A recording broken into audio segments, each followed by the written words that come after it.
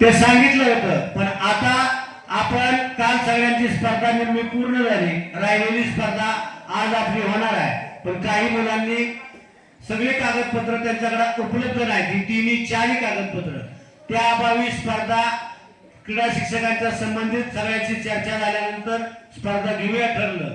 पण काही पालकांचं असं म्हणणं आहे की सर्वांची सगळी कागदपत्र आपल्याला उपस्थित पाहिजेत, त्याच्याशिवाय स्पर्धा घेऊ नये किंवा अन्याय करू नये. आमचं पण प्रामाणिक मत आहे, शासनाने ठरवून दिलेली कागदपत्र सगळ्याची असणंच गरजेचं आहे.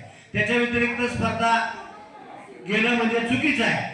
त्या दृष्टिकोनातून शिक्षकांची सगळ्याशी चर्चा केल्यावर शिक्षकांनी आहे त्या म्हणजे आधार कार्ड आणि काल आपण शाळेच्या आय कार्डावर घेतलेल्या वजनानुसार स्पर्धा घ्या म्हणून सगळ्यांनी परवानगी दिली.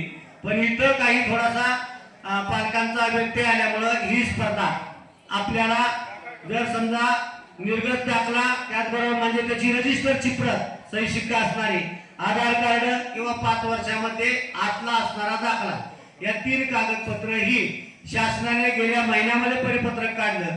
पण जिल्हा क्रीडाधिकारी कार्यालयाकडून आमच्याकडे जरा उशीर आलेला आहे. त्यामुळे लोकांकडे काही लोकांना ते पोहोचलं, काहींना पोहोचलं नाही.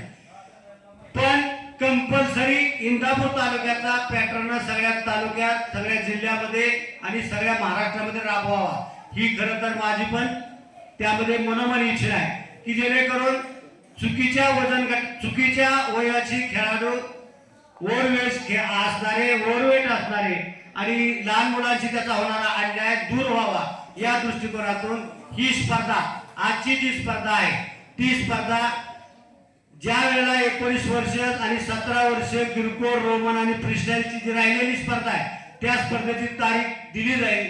त्यावेळेला ती सगळी स्पर्धा या तिन्ही चारही डॉक्युमेंट असल्याशिवाय खेळाडू घेतला जाणार नाही किंवा ती स्पर्धा त्या ठिकाणी त्याला बाहेर काढलं जाईल. आता झालेली स्पर्धा आहे या त्या ऐका आज इथून पुढे आज होणारी स्पर्धा आपण ह्यांची दाखले घेणार, ह्याच्यातल्या डुप्लिकेट म्हणून आपण काल जी मुलं हरल्या त्यांच्या नाही झाली तर पूर्ण सगळीच घ्यायची.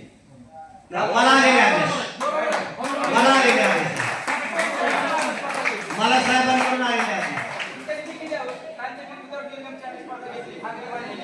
मग ती साहेबांशी तुम्ही कॉन्टॅक्ट करा. आता मी तुमच्यासारखा एक शिक्षक आहे, मी माझ्या शाळेचे 2 विद्यार्थी घेऊन आलोय. मी पण